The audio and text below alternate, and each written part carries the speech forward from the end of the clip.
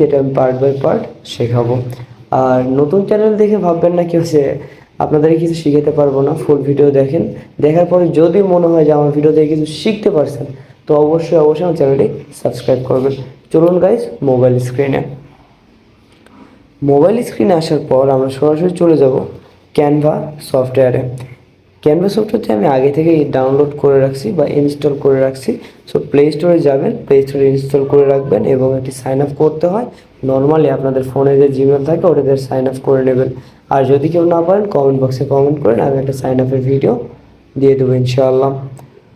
Okay guys, এইখান থেকে আমরা ক্যানভা যে সফটওয়্যার, এই সফটওয়্যারে মূলত আপনি যে কোনো প্রজেক্ট ডিজাইন করতে পারবেন।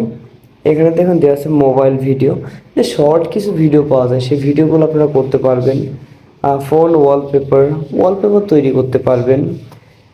Your stories